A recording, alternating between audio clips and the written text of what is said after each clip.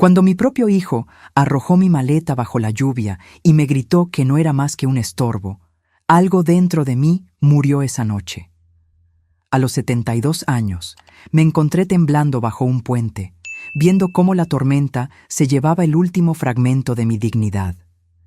Pero lo que Mateo y su esposa no sabían era que, mientras me desechaban como un objeto sin valor, el destino tejía una red de protección que los tomaría por sorpresa. La mujer que ellos subestimaron estaba a punto de convertirse en su peor pesadilla. Pero antes de continuar, asegúrate de estar suscrito al canal y escribe en los comentarios: ¿desde dónde estás viendo este video? Nos encanta saber hasta dónde llegan nuestras historias. La lluvia no daba tregua en esa noche fatídica. Parecía que el propio cielo lloraba de indignación por lo que me estaba pasando. Sentí el impacto de mi maleta al golpear contra el asfalto mojado, un sonido que quedaría grabado en mi memoria para siempre. Mateo se mantuvo en la puerta con los brazos cruzados, su rostro contraído en una expresión de desprecio que jamás olvidaré. No hicieron falta más palabras, su silencio gritaba todo lo que necesitaba entender. Ya no tenía lugar en su casa, ya no tenía lugar en su vida. Algo dentro de mí se negó a rogar. Con los dedos endurecidos por el reumatismo, tomé mi maleta ya empapada y comencé a caminar. Mis sandalias hacían un ruido húmedo con cada paso mientras me alejaba. Sin paraguas, sin un abrigo adecuado, solo un suéter fino que había estado tibio y acogedor solo 2 horas antes. El sonido de la puerta cerrándose detrás de mí resonó como una sentencia final. Curiosamente, no lloré esa noche. En cambio, caminé hasta que mis piernas cedieron, encontrando finalmente refugio bajo un paso elevado cercano. El concreto estaba frío y húmedo, pero al menos me protegía parcialmente de la lluvia implacable. Arrastré mi maleta empapada para usarla como un asiento improvisado y me recosté contra la pared fría. Los sonidos de los neumáticos salpicando en los charcos eran como una banda sonora para mi humillación. Me dolía el cuerpo, pero no tanto como el corazón. Mis articulaciones se sentían como papel mojado, frágiles y quebradizas, y mi corazón se sentía como cenizas. Algunas personas pasaron a mi lado, pero nadie me miró 2 veces. Para ellas, yo era solo otra anciana sin hogar en una ciudad que tenía muchas. Esta percepción fue lo que más me asustó. Ya no me sentía como yo misma. Era como si me hubiera vuelto invisible, desechable, solo un problema más para ser ignorado. La voz de Mateo resonaba en mi mente. La forma en que pronunció la palabra estorbo, como si yo fuera una tarea no deseada, un artículo inconveniente en una lista de pendientes. Como si los años en que lo crié, lo alimenté y lo amé nunca hubieran existido. Recordé las rodillas raspadas que besé para sanarlas, las noches sin dormir cuando estaba enfermo, las comidas que me salté para que él pudiera comer en tiempos difíciles. Y ahora, a sus ojos, yo era solo un peso para ser desechado. El viento se hacía más fuerte a medida que la noche avanzaba. Saqué una manta delgada que encontré en mi maleta, húmeda e inadecuada contra el frío, pero era todo lo que tenía. Mi cuerpo temblaba sin parar, no solo por el frío, sino por la vergüenza y la incredulidad. Tal vez algunos de ustedes conocen esa sensación devastadora, cuando las personas a las que les diste todo te miran como si no valieras nada. No dormí mucho esa noche. Escuché autos, sirenas distantes y el sonido de algo dentro de mí rompiéndose irreparablemente. Alrededor de las 3 de la mañana, la lluvia finalmente disminuyó. Estaba empezando a cabecear cuando escuché pasos que se acercaban. No eran apresurados ni pesados, sino medidos y decididos. Levanté la cabeza y por un momento pensé que estaba soñando. Viviana, mi hermana menor, estaba parada frente a mí. Su cabello estaba empapado, su maquillaje había desaparecido, pero me miraba como si nos estuviéramos encontrando después de una eternidad. En cierto modo, era verdad. No habíamos hablado mucho después de que se mudó a Cancún. La vida nos separó. Complicaciones familiares, pequeños resentimientos que crecieron con el tiempo y el silencio. Pero allí estaba ella, como un milagro envuelto en un abrigo empapado y furia silenciosa. Inicialmente no dijo nada. Simplemente se arrodilló a mi lado, me apartó el cabello mojado de la cara y puso su mano sobre la mía.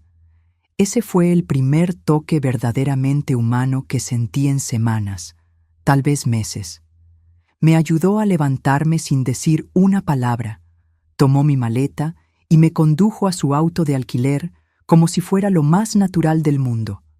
Sentada en su auto, con el calefactor al máximo y una manta sobre mis hombros, intenté no derrumbarme. Me entregó un termo con té todavía caliente, con aroma a miel y menta. Le di un sorbo y sentí el primer atisbo de seguridad desde que fui expulsada de la casa de Mateo. No hablamos hasta que llegamos a la carretera principal. «¿Vienes conmigo?», dijo simplemente. Asentí, no porque estuviera de acuerdo, sino porque no podía imaginar ir a ningún otro lugar. No preguntó qué había pasado. No lo necesitaba. Creo que vio todo en mi cara, en la forma en que sostenía la taza de té con ambas manos, como si fuera lo único que me mantenía anclada a este mundo. La carretera se extendía ante nosotros, larga y silenciosa. Cada pocos kilómetros miraba a Viviana. Los mismos ojos decididos, la misma postura erguida que recordaba desde nuestra infancia. Viviana siempre fue fuego donde yo era agua. Se encendía cuando la gente la lastimaba. Yo me contenía. Yo sobrevivía. Pero esa noche comencé a preguntarme si solo sobrevivir sería suficiente. Cuando llegamos a un motel en las afueras de Puebla, me entregó la llave de una habitación y una bolsa con ropa limpia. Tomé una ducha caliente, la primera en días, frotándome para quitar la lluvia, la suciedad y la humillación de mi piel. Miré mi reflejo en el espejo hasta que el vapor lo empañó por completo. Luego, dormí, no profundamente, no en paz, pero al menos en una cama. A la mañana siguiente, cuando me dijo que iríamos a la Ciudad de México, no pregunté por qué. Simplemente la seguí, porque algo dentro de mí había cambiado. No de una vez, no de forma ruidosa, pero lo suficiente como para que pudiera sentirlo. Tal vez tú también lo has sentido. Ese giro silencioso, ese momento en el que te das cuenta, esta vez no lo dejaré pasar. Esta vez no me tragaré mi dolor solo para mantener la paz, no cuando me cuesta todo. Desperté a un techo bajo de hotel y el zumbido constante del aire acondicionado. La cama era muy firme, las sábanas ásperas, pero en comparación con el concreto y la lluvia de la noche anterior, se sentía como un paraíso. Me dolían los músculos, pero mis manos estaban calientes por primera vez en días. Me senté lentamente, envolviendo la manta del motel sobre mis hombros, tratando de orientarme. Viviana ya estaba vestida y empacando sus cosas. Se movía rápido, concentrada, como si hubiera planeado algo durante toda la noche. No preguntó cómo había dormido, ni ofreció conversación trivial. «Tenemos que movernos», fue todo lo que dijo. La seguí hasta el estacionamiento. El cielo estaba azul claro, el aire denso con la humedad típica de la costa mexicana antes del mediodía. Me deslicé en el asiento del pasajero y, tan pronto como las puertas se cerraron, encendió el motor. Sin dudar. 10 minutos después, nos detuvimos en una gasolinera. Dejó el motor encendido y me dijo que esperara. Regresó con un termo de café fresco, un sándwich de desayuno y una carpeta. Me entregó la carpeta primero. Dentro había el anuncio impreso de una propiedad en la Ciudad de México, un condominio de 2 habitaciones, vista al océano, completamente amueblado. El precio hizo que mi estómago se encogiera de la sorpresa. La miré, perpleja. «Este lugar es tuyo», dijo simplemente. «Lo compré esta mañana». No pude decir nada. Mi boca se abrió, pero no salió ninguna palabra. Mis manos sostenían la carpeta como si pudiera desintegrarse en cualquier momento. Viviana mantuvo sus ojos fijos en la carretera. «Ya transferí el dinero. Está a tu nombre. Sin hipoteca, sin trucos». Pasé la página. Había fotos, un balcón con vista al mar, una cocina con encimeras de granito, una habitación de invitados con un escritorio. Parecía el tipo de lugar donde alguien se quedaría 2 semanas en verano, no el tipo de lugar donde una persona como yo viviría permanentemente. En la última página había un recibo bancario, un depósito en una nueva cuenta de ahorros, $5 millones. Levanté la vista, aturdida. «Tus ahorros», explicó Viviana, sin apartar la mirada de la carretera. «Solo tuyos. Los guardé por años. No lo sabías porque no te lo dije. Ahora lo sabes». Me recosté en el asiento, la carpeta pesando en mi regazo, el café olvidado. Mis oídos zumbaban como si alguien hubiera detonado fuegos artificiales dentro de mi pecho. No podía formar un pensamiento completo. Los números estaban allí, en la página, demasiado grandes para ser ignorados, demasiado surrealistas para ser creídos. Volvió a meter el auto en la autopista. No dijimos nada durante un largo tiempo. Observé el paisaje pasar por la ventana. Centros comerciales, palmeras, restaurantes de carretera. Todo parecía normal, pero nada en mí se sentía normal. Algo había cambiado profundamente, y todavía no podía distinguir si era gratitud o vergüenza lo que sentía. Nos adentramos en una carretera más tranquila, estrecha y bordeada de imponentes palmeras. Después de unas cuadras, llegamos a una entrada con un portón cerrado. Viviana tecleó un código y el portón de hierro se abrió lentamente. Un guardia de seguridad nos saludó con un gesto, y ella respondió al gesto con naturalidad. El edificio tenía pocos pisos. Era de color crema con balcones blancos y un techo de tejas azules. Parecía sacado de una postal. Viviana estacionó en un lugar reservado cerca de la entrada, tomó mi maleta del baúl y la llevó adentro sin esperar. El vestíbulo olía a limón y a alfombra nueva. Una mujer en la recepción sonrió y le entregó a Viviana un paquete de bienvenida. Ella me señaló sin decir una palabra. La recepcionista me miró con una amabilidad que me recordó la forma en que las personas miran a los perros callejeros que desearían poder ayudar. Tomamos el ascensor en silencio. En el tercer piso, Viviana abrió la puerta del apartamento 3C y la abrió. Era más luminoso de lo que esperaba. Las paredes eran de un beige suave, el sofá gris claro. La luz entraba abundantemente a través de las puertas de vidrio corredizas que daban al balcón. Caminé hacia la barandilla y miré hacia afuera. El océano se extendía hasta el horizonte, fusionándose con el cielo. Podía oírlo, constante, poderoso, vivo. Detrás de mí, Viviana dejó la maleta en el suelo y se limpió las manos. «Aquí es donde vives ahora», dijo. «Me quedaré en el apartamento de enfrente por un tiempo, así que no se te ocurra desaparecer». Me di la vuelta, con las manos aún en la barandilla del balcón.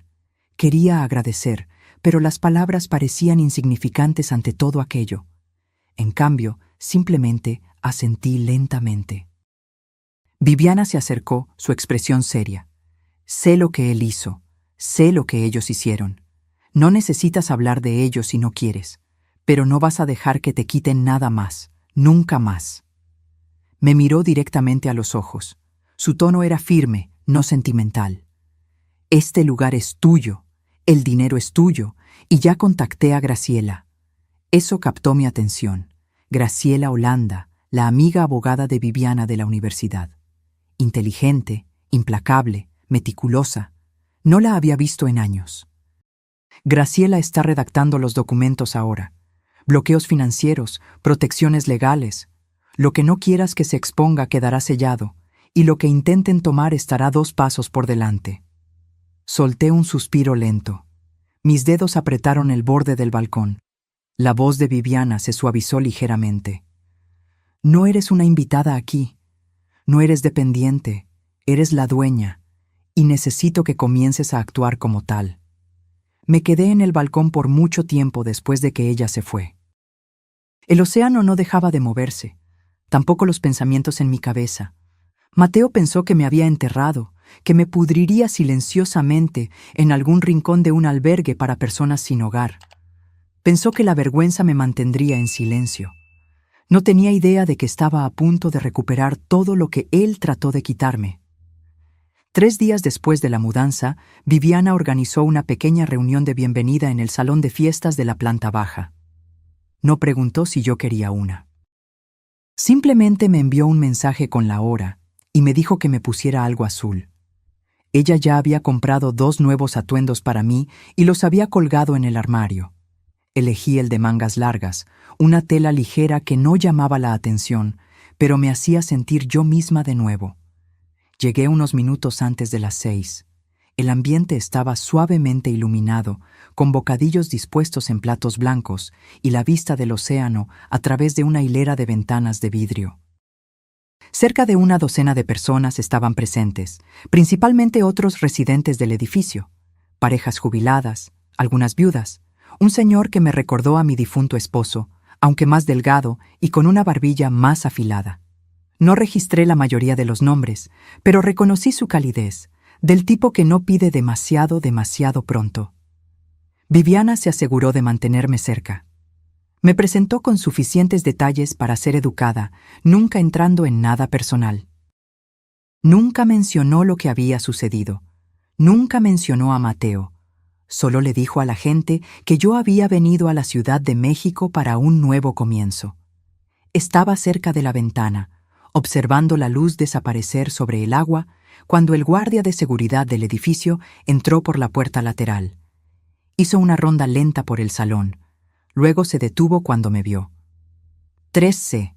Está al frente del de la señorita Viviana, ¿verdad?, preguntó, señalando el número de apartamento en mi etiqueta de nombre. Confirmé con un asentimiento. Ella es inteligente, no se le escapa un detalle. Tienes a una buena persona cuidándote. Bajó la voz. Quizás quieras estar atenta al movimiento en el pasillo. Tuvimos un reporte de alguien merodeando las cajas de correo tarde anoche. Sentí un nudo en el pecho, pero le agradecí por la advertencia. Viviana levantó su copa e hizo un brindis corto, diciendo solo que estaba feliz de que yo estuviera allí y que las segundas oportunidades merecían ser celebradas. La gente aplaudió y todo se sintió normal, hasta que noté que, al terminar su discurso, sus ojos se volvieron hacia la puerta que acababa de abrirse. Me di la vuelta y los vi, Mateo y Marisa. Él llevaba una camisa de vestir que rara vez se ponía, pero que esta vez estaba impecable. Marisa estaba en beige y dorado, con su cabello rizado suelto, sus tacones haciendo un suave clic mientras entraban en la sala. Sonrieron como si pertenecieran a ese lugar. Mi estómago se contrajo en un nudo. Viviana caminó directamente hacia ellos. No escuché lo que dijo, pero su lenguaje corporal dejó claro que no eran bienvenidos. No levantó la voz, no armó un escándalo, pero bloqueó su camino como una muralla infranqueable. Mateo miró por encima de su hombro hacia mí y sonrió como si nada hubiera pasado, como si la última vez que me vio no hubiera sido bajo la lluvia, gritando mientras yo me aferraba a mi dignidad como una llama moribunda. No dije nada. Mi mano se agarró al borde de la mesa de refrescos con tanta fuerza que mis nudillos se pusieron blancos. Viviana hizo una señal discreta y un empleado se acercó. La conversación fue breve. Mateo y Marisa mantuvieron su posición por unos segundos más, luego se dieron la vuelta y se fueron. Marisa ni siquiera miró hacia atrás. La sala lentamente volvió a la normalidad, como si nada hubiera sucedido. La gente notó la interrupción, pero nadie hizo preguntas. Lo agradecí en silencio. Viviana regresó a mi lado, tomó una fruta de la bandeja y dijo con calma: «Te dije que vendrían». Asentí. Me había advertido esa mañana que había visto un comentario de un amigo de Marisa en línea, algo demasiado específico para ser una coincidencia. Viviana ya estaba 3 pasos por delante, como siempre. Una vez que la reunión terminó, me acompañó de regreso al piso de arriba. Nos dimos las buenas noches en el pasillo y entré en mi apartamento. Me senté en el borde del sofá y esperé. No por algo específico, solo esperé, como un animal que presiente el peligro. No habían venido a disculparse o a explicar. Vinieron a ver qué más podían conseguir. Pero ahora lo sabían. No estaba donde me dejaron. Ya no era la mujer que había salido a la tormenta con su maleta empapada. Estaba refugiada, protegida y ya no sola. Aún así, no me sentía lo suficientemente segura como para relajarme. Entonces, hice algo que no había hecho en años. Abrí el cajón lateral del armario del pasillo y saqué un nuevo cuaderno que Viviana me había dado. Hice clic en un bolígrafo y escribí una frase en la parte superior de la página. Lo que me quitaron, lo devolverán. Dibujé una línea debajo y escribí 3 palabras: casa, nombre, poder. La fiesta había terminado.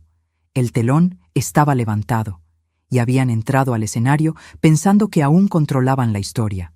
Pero yo tenía el bolígrafo ahora y yo escribiría el resto.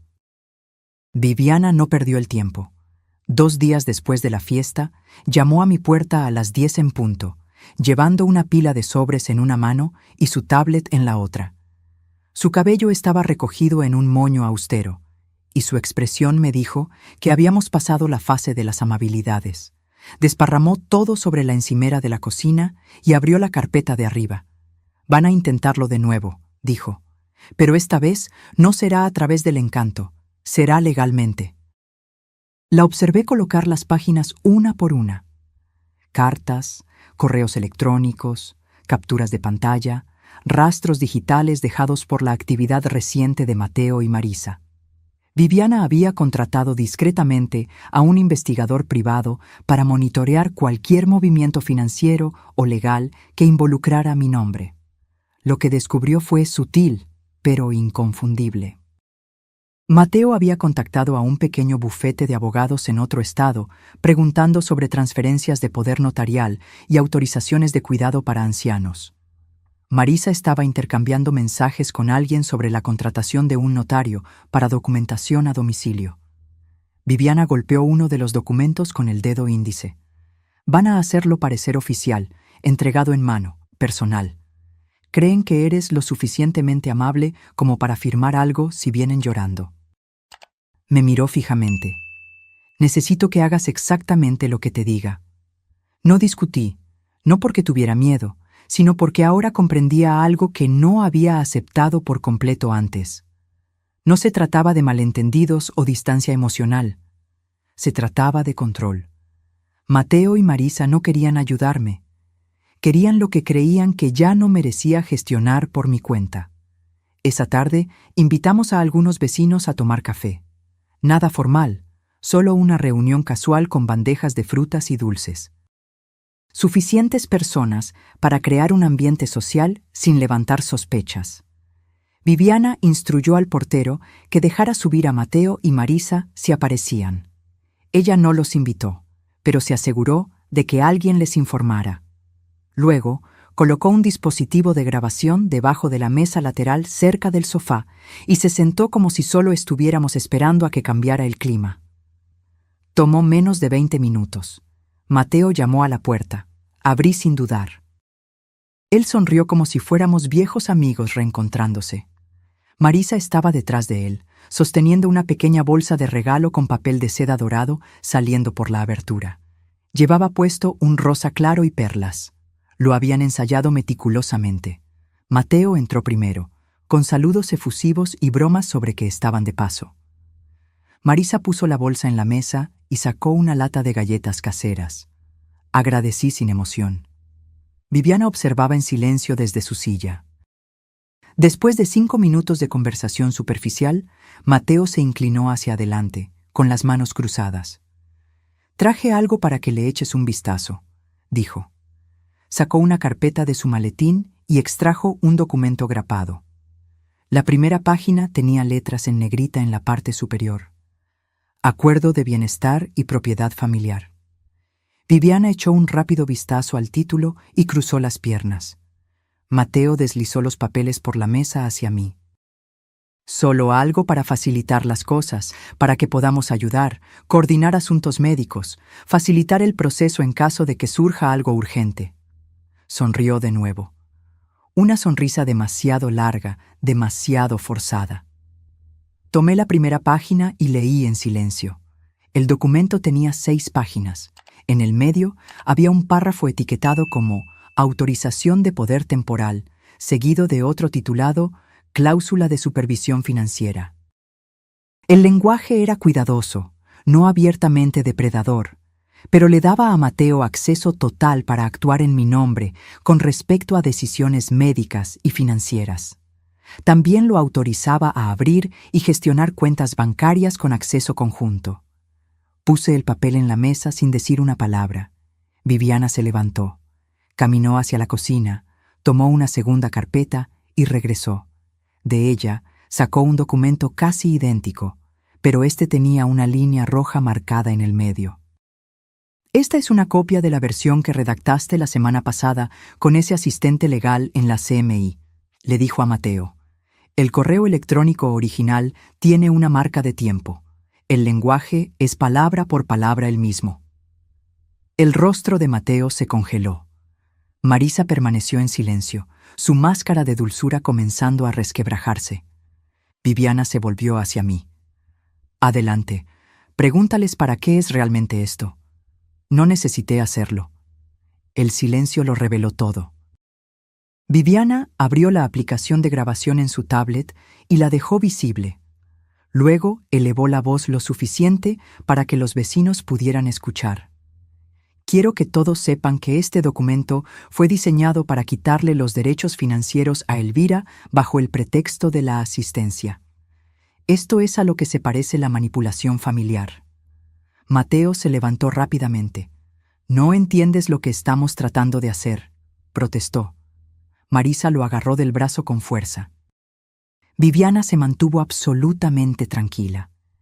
«No, lo entiendo exactamente, y el Estado de Guadalajara también, y el Consejo de Ética, y la comunidad que están tratando de impresionar con lágrimas falsas y galletas». La voz de Mateo flaqueó. «Estás armando un escándalo». Viviana se rió una vez, un sonido cortante. «¿Escándalo? No, esto es claridad». Se volvió hacia mí y asintió. Caminé hacia la mesa, tomé el contrato que trajeron y lo rompí por la mitad lentamente, manteniendo contacto visual con mi hijo. La sala se quedó en un silencio absoluto. Los vecinos dejaron de hablar. Mateo me miró con algo que no había visto en sus ojos en años. Miedo. No grité, no maldije.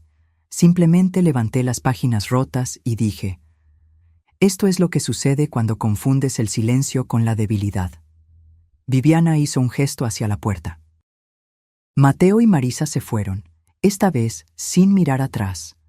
Me senté lentamente, mis manos aún calientes por el papel. Viviana me trajo un vaso de agua. Los vecinos murmuraron, luego se disculparon educadamente y se marcharon. Cuando la sala estuvo vacía, Viviana habló en voz baja. «Van a intentar otra cosa», asentí. Yo también lo sabía.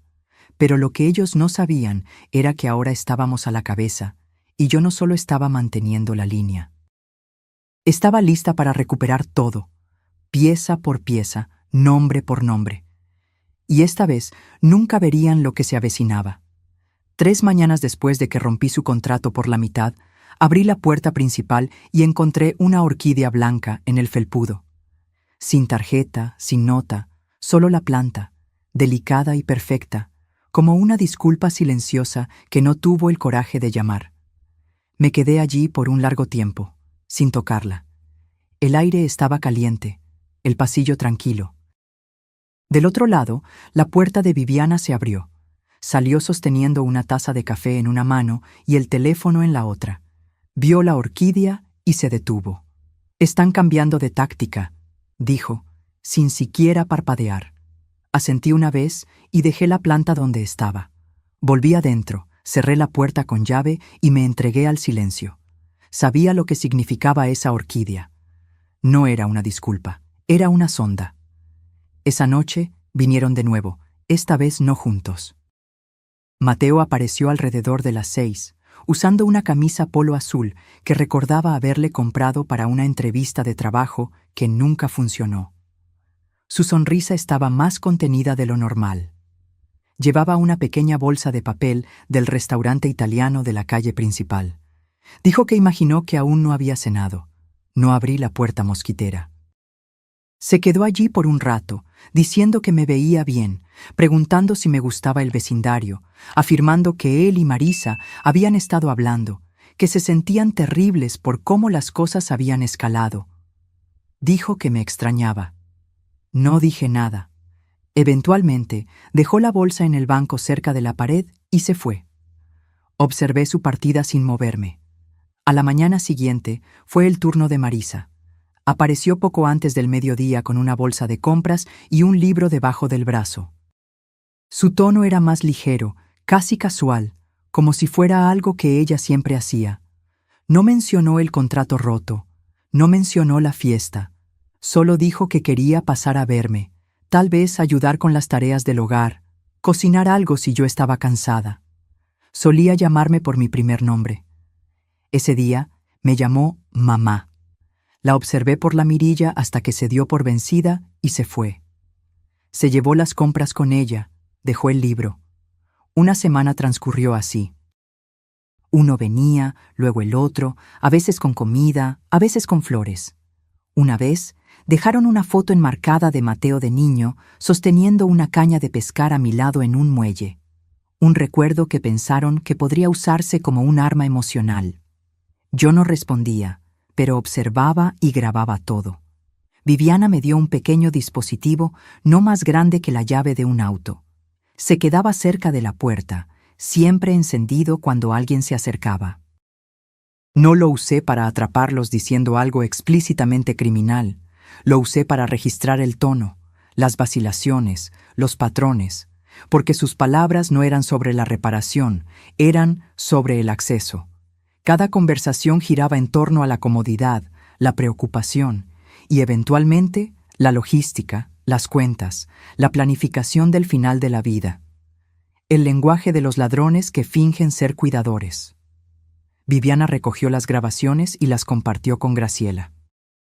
La abogada no dijo mucho inicialmente, solo escuchó, tomó notas, preguntó sobre correspondencia, correos electrónicos, llamadas. Entonces descubrió algo alarmante. Mateo había solicitado un cambio de dirección para la correspondencia de mi banco. Lo había hecho en línea usando un número de teléfono antiguo que estuvo vinculado a mi nombre hace años. Graciela lo encontró a través de una verificación informal que solicitó a un contacto bancario. Aún no se había procesado, pero era una clara señal de alerta. Viviana cambió las cerraduras de los buzones al día siguiente. La noche siguiente, la alarma de incendios en mi pasillo se disparó alrededor de las 2 de la mañana. No había incendio, solo una palanca tirada. Ramírez, el guardia nocturno, revisó la cámara de seguridad y captó una figura borrosa pasando por el pasillo de servicio 20 minutos antes. No podía ver la cara, pero podía distinguir la chaqueta, la misma que Mateo usó en la fiesta. Le pedí a Viviana que llamara a Graciela de nuevo. Ella trajo una computadora portátil al día siguiente y me guió en la configuración de alertas digitales seguras. Cualquier intento de acceso a mis cuentas, cualquier inicio de sesión desde un dispositivo no reconocido, cualquier solicitud de archivo vinculada a mi nombre. Acepté todas las medidas. Le pregunté si creía que se habían rendido. Ella no respondió de inmediato. «Van a intentar la puerta trasera ahora», dijo finalmente. Pregunté qué significaba eso. «Van a intentarlo legalmente de nuevo, pero no directamente. Van a encontrar a alguien que lo haga por ellos, un notario, un testigo móvil, un asesor financiero que no conoce la historia completa». 2 días después, un hombre con pantalones de vestir y camisa con cuello llamó a mi puerta. Dijo que representaba a un grupo de planificación para ancianos. Afirmó que mi familia había solicitado una revisión rápida de mi plan patrimonial solo para asegurarse de que todo estuviera en orden. Sonrió como si fuera perfectamente normal que las mujeres de 70 y tantos años recibieran visitas sorpresa de extraños bien vestidos sosteniendo carpetas y documentos gubernamentales. Le informé que ya tenía un equipo legal y cerré la puerta. Se fue rápidamente. Graciela presentó una queja formal a la mañana siguiente en la Oficina Estatal de Tutela Profesional de Guadalajara. Nada dramático, solo lo suficiente para crear un registro, un rastro documentado. Sabía lo que estaba pasando. Estaban tratando de hacerme parecer inestable, desorganizada, vulnerable. Porque si no podían hacerme firmar voluntariamente, intentarían probar que no tenía la capacidad para manejar mis propios asuntos. Esa noche, me senté en la mesa de mi cocina y volví a leer el título de propiedad del apartamento. Pasé los dedos sobre el sello en relieve. Susurré mi nombre en voz alta, no por drama, sino por claridad. Luego guardé el documento en su carpeta, cerré el cajón y lo bloqueé. El timbre volvió a sonar más tarde esa semana. Esta vez, Mateo trajo vino. Marisa esperaba cerca del ascensor.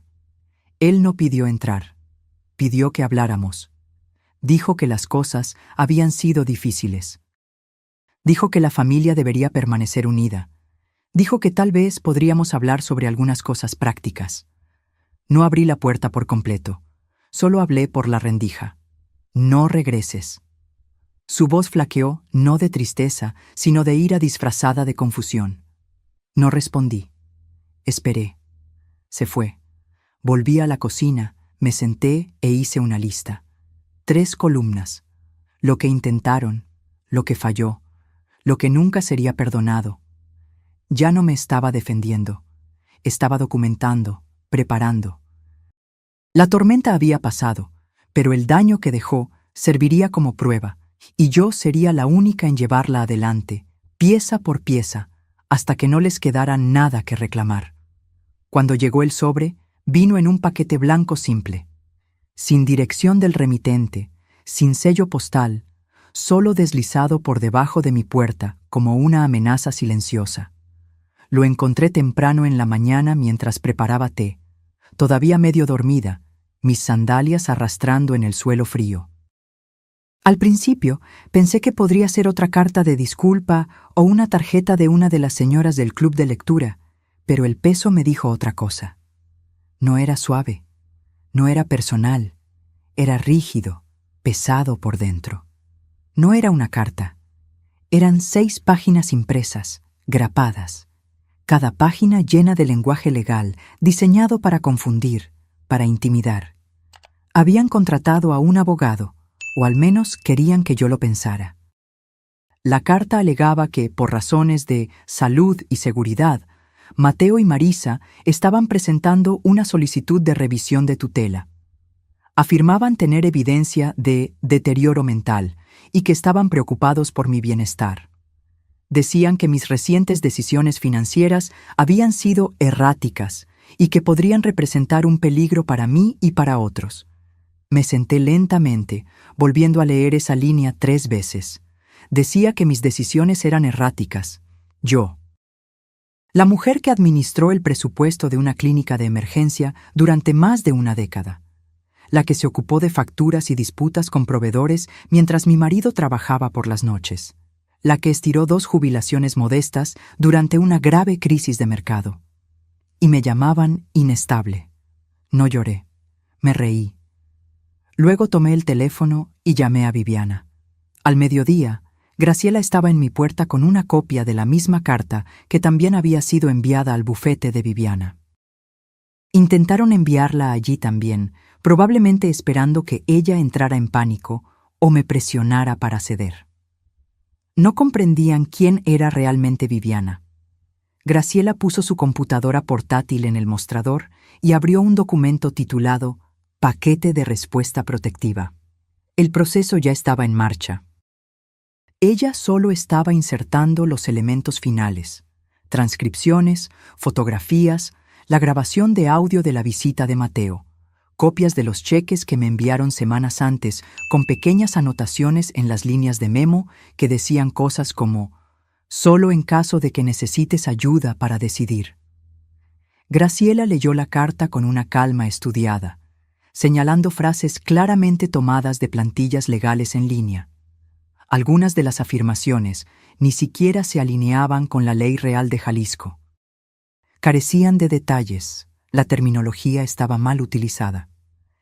Quieren asustarte, dijo Graciela. Esto no se trata de tu salud, se trata de control. Asentí. Todavía no necesitábamos presentar nada oficialmente, pero Graciela contactó a una amiga en la oficina del tribunal para registrar preventivamente todos los materiales. Si surgía algo formal, estaríamos preparadas. Al final del día, Viviana había enviado una respuesta formal, redactada como una cuchilla envuelta en terciopelo, cálida pero firme, el tipo de carta que no solo refuta. Ella advertía. Entonces hice algo que no había planeado. Llamé a mi médico, no porque estuviera preocupada, sino porque quería registros oficiales. Programé un examen cognitivo completo y un panel de bienestar, programado para esa misma semana. Los pasé todos con creces. Presión arterial estable, reflejos firmes, memoria aguda, velocidad de procesamiento incluso más rápida que la de la mayoría de las personas con la mitad de mi edad. 2 días después, los resultados estaban en una carpeta en las manos de Graciela. Le pedí que hiciera 3 copias. Le envié una a Mateo. Sin nota, solo el informe. Pasó una semana, luego 2. Sin llamadas, sin visitas, sin cartas deslizadas debajo de mi puerta. Por un momento, pensé que tal vez habían retrocedido, pero ese fue mi error, porque mientras yo saboreaba el silencio, ellos estaban ocupados en otro lugar. Viviana recibió la alerta primero. Había configurado un sistema de monitoreo a través de la oficina del registro de la propiedad. Cada vez que se registraba un gravamen, una investigación o una disputa con mi nombre o dirección, ella sería notificada. Así fue como descubrimos que habían enviado una solicitud al banco que mantenía mi cuenta de ahorros. Estaban tratando de registrarse como cobeneficiarios. No era un movimiento legal, era un intento desesperado. Marisa había llamado fingiendo ser yo, alegando que había olvidado su acceso en línea y pidiendo actualizar a los beneficiarios por teléfono. El empleado señaló inmediatamente el intento como sospechoso. Mi edad y mi patrón de voz no coincidían. El banco congeló la solicitud y la registró como un incidente, pero el hecho de que lo hubieran intentado demostraba hasta dónde estaban dispuestos a llegar. Ya ni siquiera les importaba lo desesperados que parecían. Miré el informe del banco durante un largo tiempo esa noche. No con ira, solo con una quietud contemplativa. Esto ya no se trataba de dinero. Se trataba de borrarme. Querían mi libertad, mi dignidad, mi nombre en el papel con tinta junto al de ellos. La prueba de que tenían poder, de que yo los necesitaba. Viviana y Graciela se encargaron de que todas las cuentas fueran legalmente blindadas con supervisión de terceros. Sin nuevos nombres, sin beneficiarios no autorizados. Todo sería transferido a una fundación si algo me pasaba, una que ya había creado discretamente meses antes. No se trataba de venganza, se trataba de asegurar que nadie pudiera controlarme de nuevo. Más tarde esa semana, Graciela me entregó otro sobre, más grueso que el anterior. Dentro había 2 declaraciones juradas, una de mi antiguo casero y otra de un vecino. Testigos de las noches en que Mateo y Marisa me dejaron afuera se negaron a abrir la puerta. Les dijeron a los niños que estaba siendo dramática. También había una declaración autenticada de la enfermera de la comunidad que vio mis hematomas cuando me caí. Ella confirmó que nadie de mi familia apareció para recogerme en la clínica de urgencias. Ellos querían construir un caso en mi contra. Yo ya estaba construyendo una muralla a mi alrededor, ladrillo a ladrillo, documento a documento, verdad por verdad, y cada página era más contundente que la anterior. Había una frase en el resumen de Graciela que se quedó conmigo. Los atacantes con motivos superficiales subestiman el poder de una larga memoria. Ella tenía razón. Yo lo recordaba todo. Y ahora el tribunal también. La ley también. Y pronto ellos también lo recordarían. La invitación vino de Mateo. Un mensaje de texto simple, corto y educado. Me preguntó si estaría dispuesta a venir a cenar a su casa el próximo domingo. Dijo que los niños me extrañaban. Dijo que les gustaría empezar de nuevo. Terminó el mensaje con una línea esperanzadora sobre la familia y el perdón. Miré esas palabras durante un largo tiempo, dejándolas que se asentaran. Yo sabía lo que era. Había visto el patrón formándose. Viviana lo había visto. Graciela lo había predicho casi exactamente. Intentaron la presión legal. Eso falló. El falso intento de tutela no prosperó. El truco del beneficiario fue descubierto y bloqueado, y ahora venía la ofensiva de Encanto. Aún así, acepté. Le dije que estaría allí a las 6. El domingo me puse un vestido azul marino discreto, con cuello alto y mangas largas.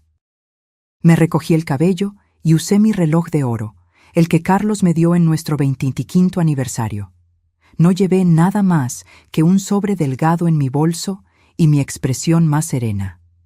La casa no había cambiado. Revestimiento blanco, nuevo techo, una guirnalda en la puerta, como si esos detalles pudieran ocultar la amargura impregnada en las paredes. Marisa me recibió con una sonrisa tensa. Sus ojos examinaron mi atuendo, tratando de interpretarlo como una señal. Se apartó, permitiendo mi entrada con una mano en mi espalda, firme y controladora. La mesa del comedor estaba puesta para 7 personas. Mateo ocupaba la cabecera.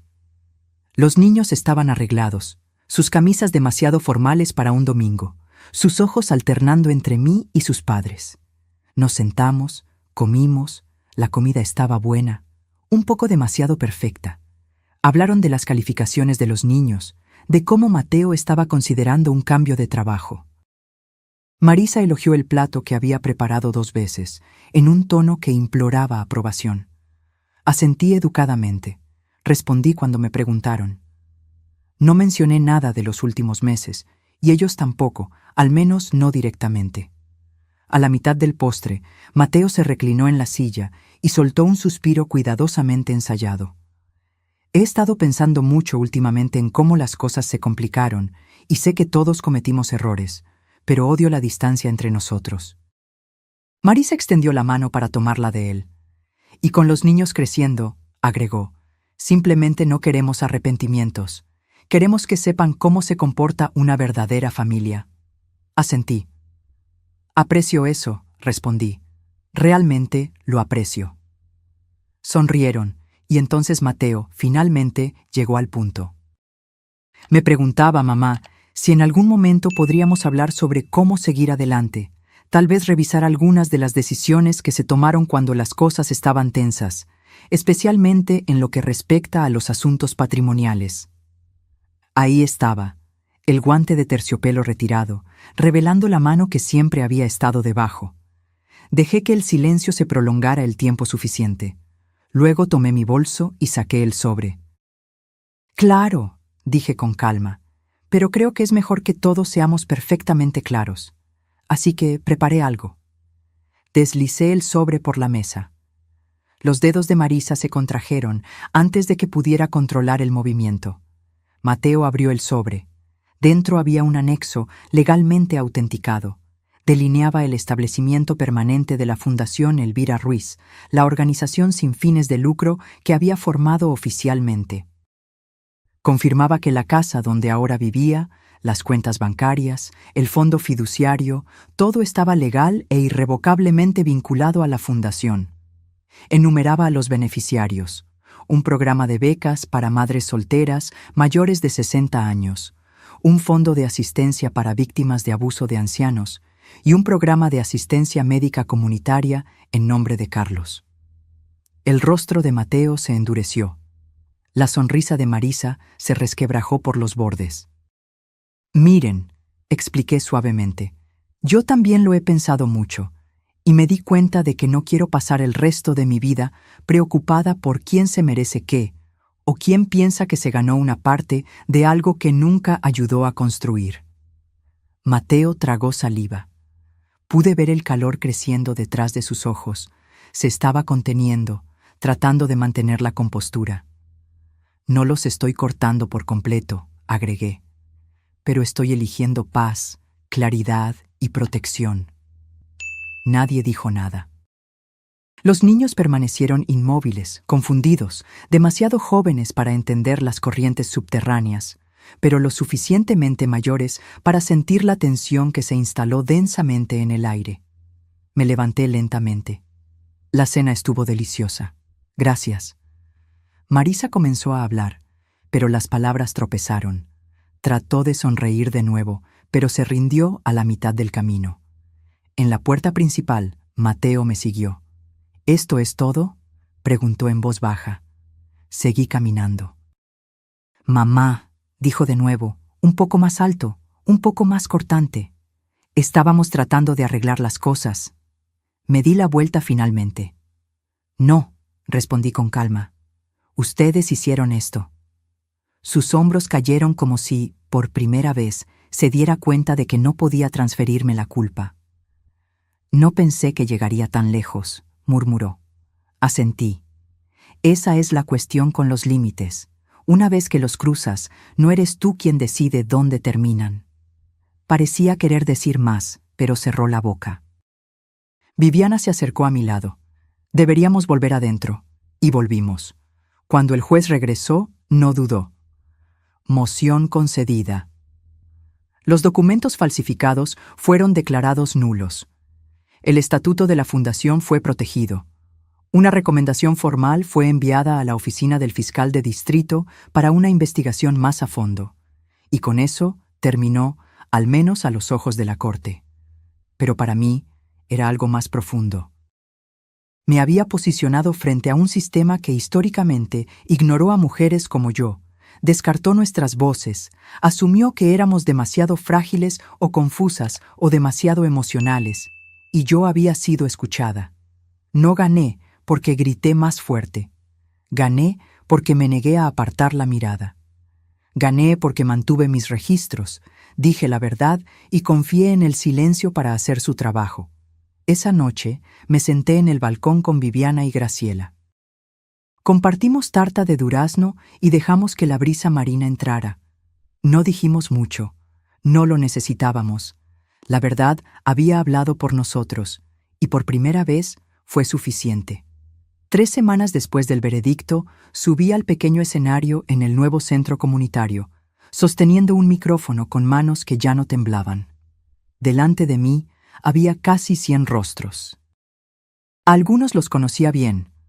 A algunos los había ayudado a atravesar inviernos difíciles, divorcios prolongados o cumpleaños solitarios. A algunos nunca los había conocido, pero estaban allí porque la fundación los había alcanzado de alguna manera. Eso era suficiente. El espacio no era elegante. Sillas plegables, termos de café en mesas de plástico, algunos viejos ventiladores de techo zumbando arriba.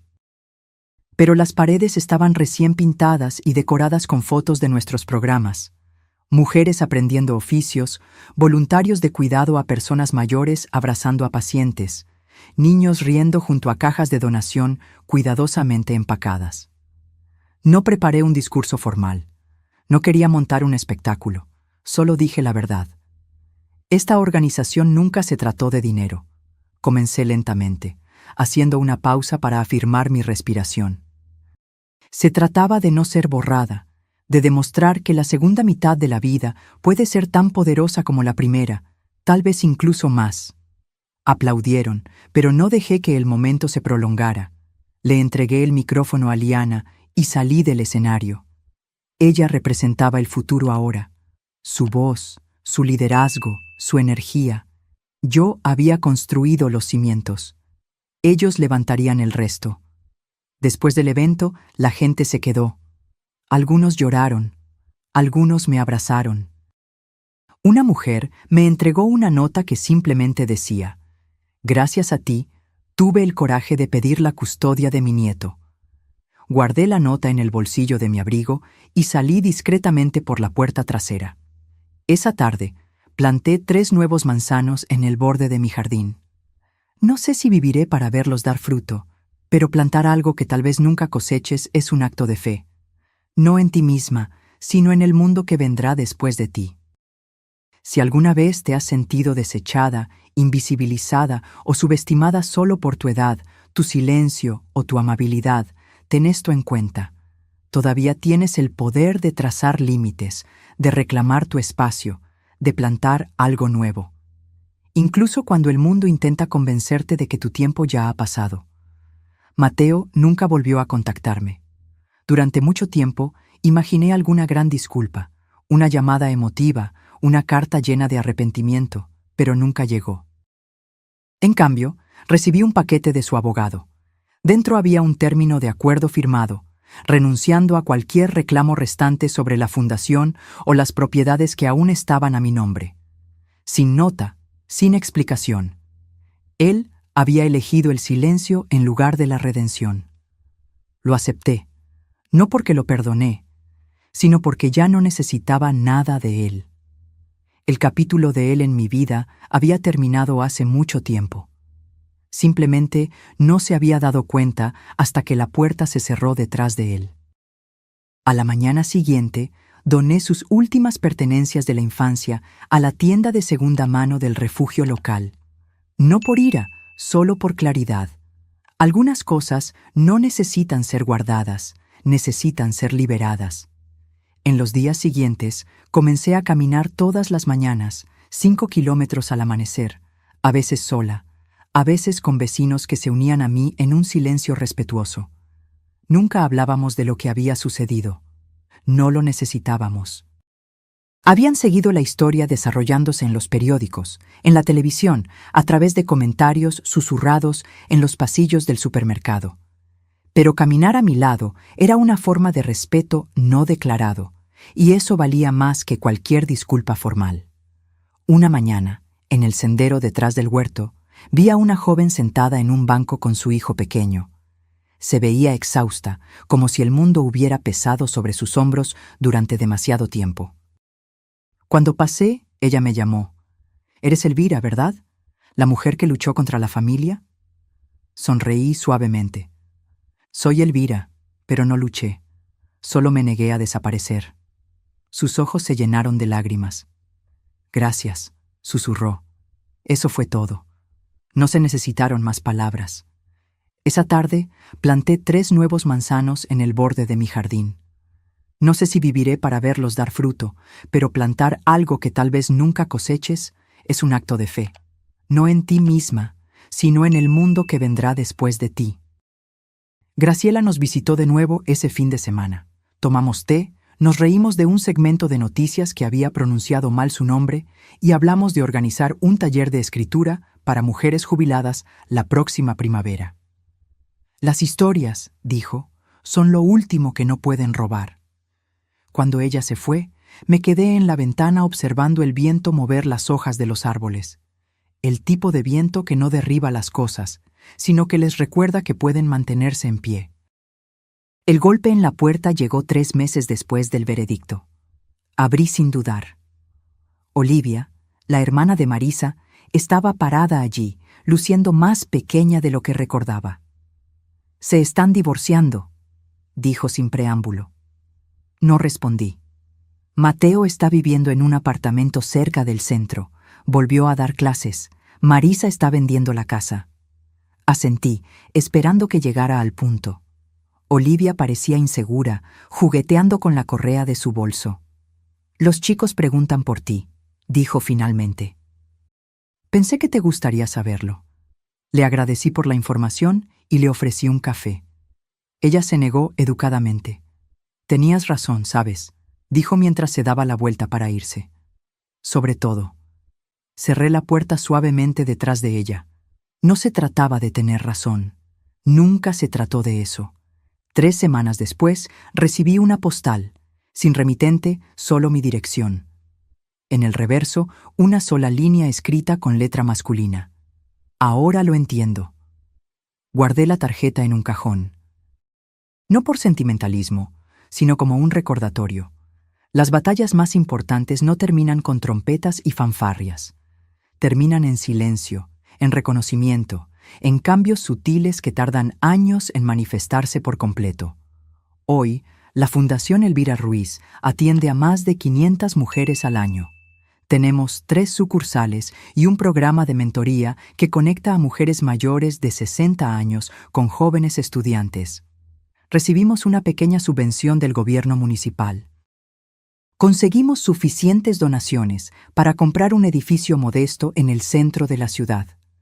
Algunas mañanas, cuando el sol aún está bajo y la playa está casi vacía, camino hasta la orilla del agua y recuerdo esa noche bajo el puente, empapada por la lluvia, invisible para el mundo.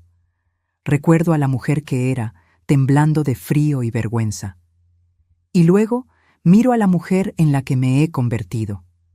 Ya no soy invisible, ya no estoy en silencio cuando importa. Ya no finjo que el amor debe significar el borrado.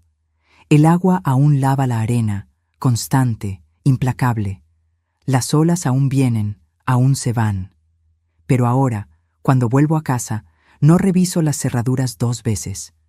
No me preocupo por lo que me puedan robar, porque he descubierto que, a los 72 años, he aprendido algo que desearía haber sabido a los 20. La verdadera dignidad no es algo que los demás puedan quitarte. Es algo que recuperas, centímetro a centímetro, cuando finalmente decides ponerte de pie. Si mi historia tocó alguna parte de tu corazón hoy, recuerda, no estás acabada, no eres invisible, todavía estás escribiendo tu historia, y tal vez, solo tal vez, esté a punto de comenzar. Ahora, si te gustó esta historia, haz clic en este próximo video que está apareciendo en la pantalla porque en él hay una historia de traición y giro como nunca antes habías visto.